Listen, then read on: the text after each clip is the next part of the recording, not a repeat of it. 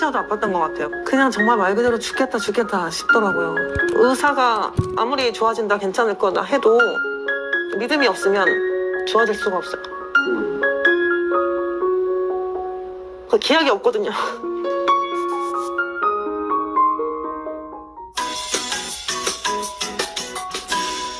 안녕하십니까. 저는 지구에서 가장 행복한 의사, 대구 행복한 H병원의 김정훈입니다. 안녕하세요. 저는 지구에서 가장 행복한 환자 김미리나라고 합니다. 표절 아닌가요? 반갑습니다.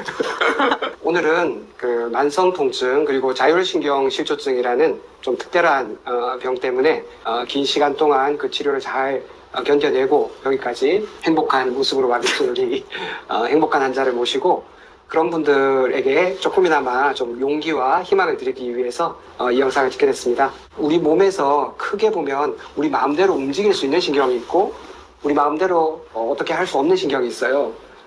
예를 들어서 심장이 얼마나 빨리 뛴다든지 또는 위가 몇 번 움직인다든지 이런 것들은 우리가 마음을 먹는다고 이렇게 움직일 수 있는 게 아니잖아요. 그런 것들을 조절하는 신경이 있는데 우리가 살아가는데 가장 바탕이 되는 가장 기본적인 일들을 알아서 하고 있는 신경을 자율신경이라고 하고요. 이 자율신경 중에서 교감신경이 있고 부교감신경이 있는데 부교감신경은 좀 사람이 편안하고 소화도 잘 되고 잠도 잘 자고 할 때 이렇게 이완되는 신경이고 교감신경은 굉장히 스트레스 상황에서 맞대응을 한다든지 아니면 도망친다든지 뭔가 이렇게 급하게 움직여야 되는 그런 상황의 신경을 이제 교감신경이라고 합니다.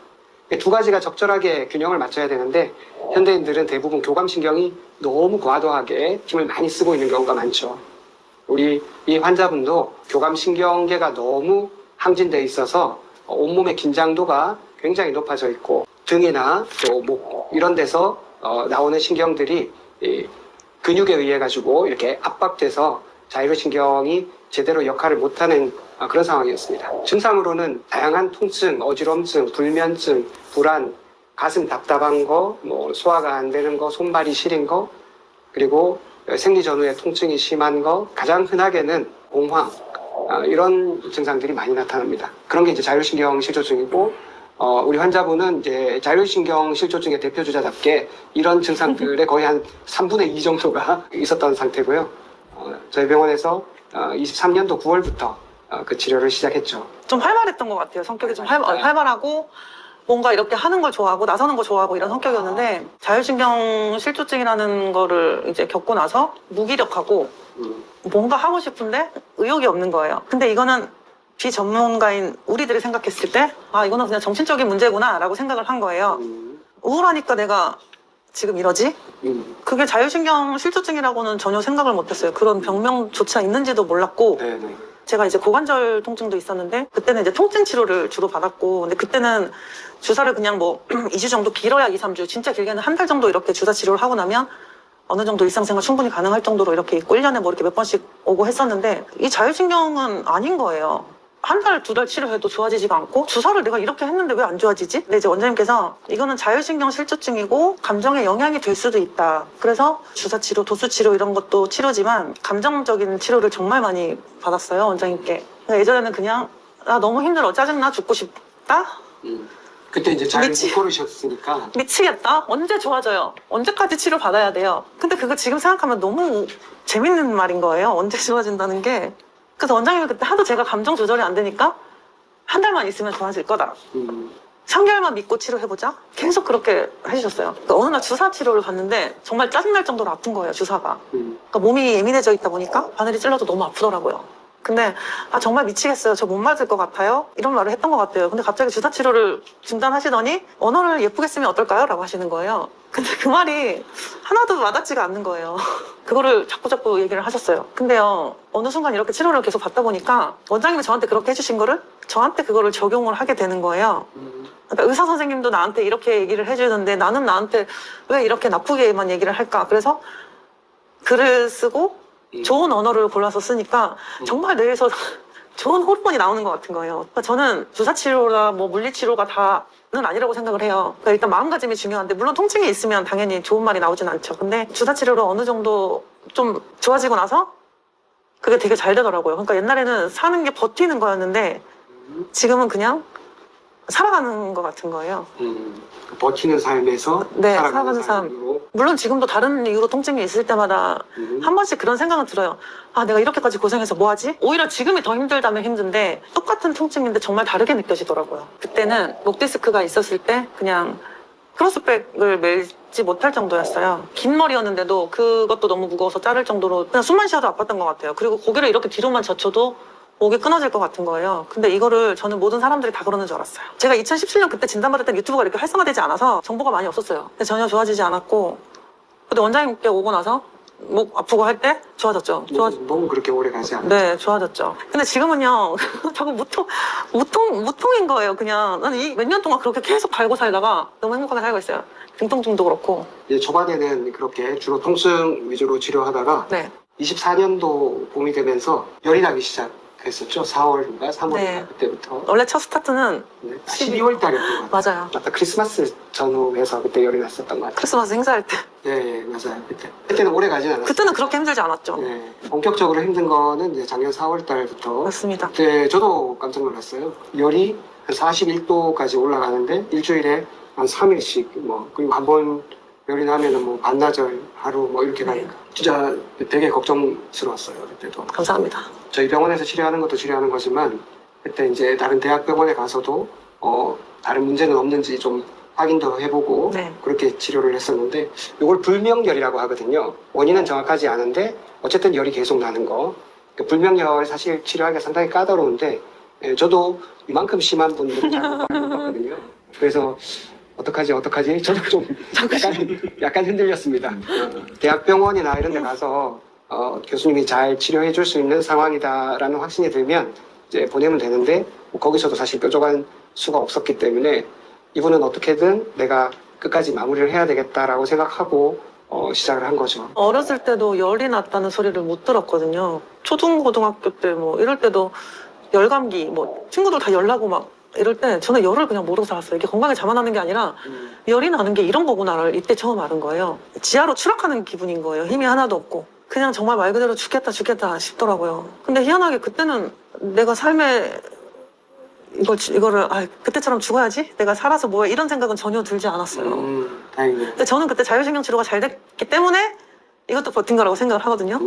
물론 지금도. 근데 이 치료는요, 나에 대한 믿음이 있어야 돼요. 의사 선생님도 물론 신뢰도 중요하지만 의사가 아무리 좋아진다, 괜찮을 거나 해도 믿음이 없으면 좋아질 수가 없어요. 그 기약이 없거든요. 다 잘라주셔야 돼요. 열이 나는 거는 어떻게든 참겠어요, 제가.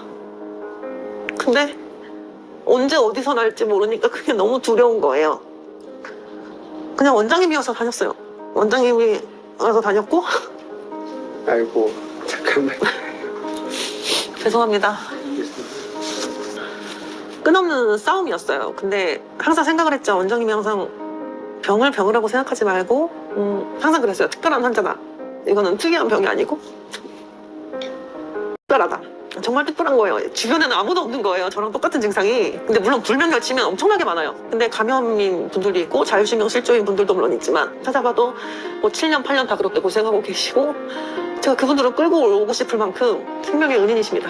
아이고, 정말 그 열이 많이 날 때는 그 사람이 녹아내리는 것 같은 그런 맞아요. 앉아 있을 수가 없어요. 그 왜 그 큰 곰인형 같은 게 의자에 앉으면 미끄러지듯이 사람이 그렇게 미끄러져요. 그럴 정도로 몸이 많이 힘들었는데 저는 정말 처음부터 특별하다고 생각했어요.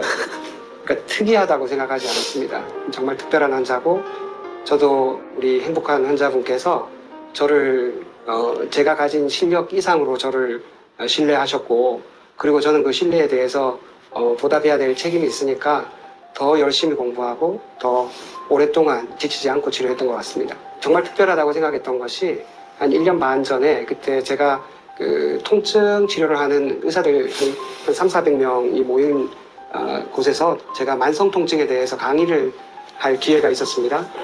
근데 제가 그 강의한다는 내용을 제 SNS에다가 올리니까 이 환자분이 자기도 그 강의를 듣게 해달라는 거예요. 의사들만 모여있는 의사들 틈바구니에서 강의를 좀 들어보고 싶다. 자기 병에 대해서 정말 깊이 알고 싶은 분이구나. 그렇게 생각을 해서 저도 이제 주최 측에다가 물어보고 이제 참석을 하시게 됐어요. 사실 제가 그 강의를 한 2년 반, 3년 가까이 준비를 했는데 그때 당시 본 논문이나 책이 한 50편 가까이 돼요. 근데 그때 그렇게 준비했던 건 그때 치료하던 다른 남자 환자분이 있었어요. 근데 그분이 워낙 치료가 잘 안 되기 때문에 제가 공부를 더 하게 됐는데 그분은 한 절반만 좋아지고 더 이상 좋아지지 않았어요. 근데 이 행복한 환자분은 제가 얘기한 모든 걸 그대로 다 지키는 거예요. 맨발 걷기 하자면 맨발 걷기도 하고 통증 일기 쓰라면 통증 일기 쓰고 통증한테 이름 붙여주라면 이름 붙여주고 모든 걸 다 그대로 해줬어요. 그러니까 어쩌면 저의 치료 실력 절반 그리고 절반은 환자분 자신이 저에 대한 믿음도 있지만 본인 몸에 대해서 나을 수 있다. 그리고 이것은 지나간다. 라는 그런 확실한 믿음이 있었던 것 같아요. 그 믿음 덕분에 지금 본인도 정신과 약을 좀 드시고 있었는데 오래진 않지만 먹고 있던 걸 끊고 또 주변에 의외로 정신과 약을 드시는 분이 꽤 많았는데 이분이 올린 그 치유 일기를 보고 정신과 약을 끊은 분들도 꽤 많더라고요. 또 용기를 가지고 치료를 끝까지 잘 받는 분들도 있고 이분이 또 워낙 글을 또 잘 쓰셔가지고 글을 쓰시면 보는 분들이 되게 많아요. 그래서 그 글 덕분에 치유를 받는다는 환자분들도 되게 많아서 제가 치료한 사람보다 어쩌면 이분이 온라인으로 치료한 사람이 더 많을지도 모릅니다. 물론 치료비는 안 받았습니다. 치료 또 완전히 끝난 건 아니죠. 조금 남았잖아요. 끝났다고 해주세요. 이 어려운 치료를 지나오면서 이렇게 소감을 얘기해 주신다면 모든 병은 완치가 없어요. 이게 어떻게 보면 정말 서늘한 말이지만 제가 항상 원장님께 언제 좋아져요, 언제 좋아져요를 한 3개월 정도 그렇게 했던 것 같아요. 지금은 전혀 물어보지 않거든요. 내일 좋아질 수도 있고 이거는 뭐 한 달 정도 있다가 좋아질 수가 있다고 생각을 해요. 그리고 우리 뇌가 좋은 생각을 하면 정말 좋은 에너지가 막 나온대요. 강의를 봐도 어디를 봐도 긍정적으로 생각해라. 항상 웃어라 하잖아요. 근데 물론 내가 지금 아픈데 어떻게 웃어? 근데 이 마음가짐이 바뀌면요. 세상이 정말 다르게 보이고 이런 마음가짐이 있어야 치료도 정말 즐겁게 받을 수가 있더라고요. 물론 원장님 치료를 항상 치료를 재밌게 해주시거든요. 근데 가끔은 제가 무슨 유치원생 같은 거예요. 너무 유치원생 같은 치료를 너무 재밌게 해주시니까 썰렁한 농담을 또 뭐 그렇게 아니에요. 받으셔가지고 지금은 그냥 새 삶을 찾은 기분이고요. 다시 태어난 것 같아요. 재발 물론 겪었지만 다시 태어난 기분도 또 그만큼 많이 얻었으니까. 저는 이제 밀라님이 그 브런치에다가 글을 쓰셨을 때 같은 통증이라도 다른 느낌으로 받아들일 수 있게 됐다.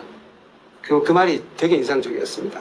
그때는 너무 불안했어요. 너무 불안하고 그냥 작은 자극에도 소스라치게 놀라고 의욕도 없고 이제 그랬는데 치료가 되고 나서는 불안감이 사라지니까 똑같은 통증인데도 다르게 느껴지는 거예요. 옛날 같으면 조금만 이렇게 해도 짜증나 막 이렇게 했는데 지금은 그냥 그럴 수 있지 뭐 하고 이렇게 넘기게 되기도 하고 마음이 조금 커진 것 같아요. 다른 사람은 다 이렇게 편하게 살았구나.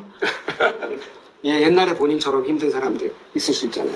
다른 환자분들도 여기 병원에 오가면서 많이 뵙거든요. 근데 저한테 그러시더라고요. 통증 있는데도 웃음이 나오냐? 근데 웃음이 나와요. 주사 치료를 계속 아무래도 하니까 그게 제가 전문적인 말을 모르겠어요. 여기 어디에 맞으면 등 쪽에 네. 등 쪽에 이제 그 흉추 옆으로 내부 장기로 가는 다양한 교감 신경절이 있거든요. 신경의 정거장 같은 곳이 있는데 주로 이제 주사는 그쪽에다 가게 됩니다. 그래서 제가 그때 자율신경 초반 한 3-4번 하고 제가 행복하다고 울었어요. 그때. 원장님께 제가 다시 태어난 것 같아요. 너무 행복해요. 근데 이 행복을 다른 분들도 느꼈으면 좋겠는데 제가 역량이 부족해서 어떻게 할지 모르겠네요.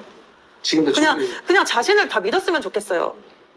왜 나을까는 생각은 없었어요. 원망을 해봐야 이게 낫는 게 아닌 거예요. 그리고 원망을 하니까 몸이 더 아프게 느껴지는 거예요. 계속 울고 맞아요. 밥도 안 먹고 치료를 받는 게 일단 먼저잖아요. 근데 물론 의사를 잘 만나야 돼요. 그러니까 이거는 다 할 수 있다. 용기를 너무 많이 주셨어요. 이렇게 조금씩. 그리고 어느 정도 이렇게 왔을 때는 칭찬을 또 너무 많이 해주시는 거예요. 여기까지 와서 수고 많았다? 그런 게 되게 용기가 됐던 것 같아요.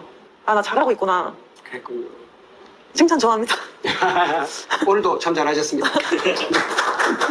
통증 그 자체보다 통증 위에 덧입혀지는 기대가 통증을 훨씬 더 고약하게 만들거든요. 통증이 느껴지면 느껴지는 대로 일단 그대로 받아들이고 대신 거기다가 이렇게 숟가락을 얹으면 안 됩니다. 내일은 또 어떡하지? 한 달 뒤에도 이러면 어떡하지? 나는 평생 이렇게 사는 거 아니야? 이런 기대가 사실은 통증을 훨씬 더 고약하게 만들거든요. 지금 우리 행복한 환자분께서 느끼신 것처럼 잠시라도 내가 통증이 좀 괜찮은 때가 있다면 마음껏 삶을 즐기고 또 힘든 때가 있다면 또 몸을 좀 추스리고 이렇게 살아가는 거. 그러니까 통증이 전혀 없는 세상은 없습니다. 그러니까 오히려 통증을 하나도 못 느끼는 병이 있는데 20살 넘기지 못하고 다 죽거든요. 그러니까 통증이 있다는 것은 우리가 아직 살아있다는 증거고 좀 쉬어가라는 뜻이니까 통증 있는 여러분 오늘 좀 쉬어가시면 좋겠습니다. 너무 잘하셨어요.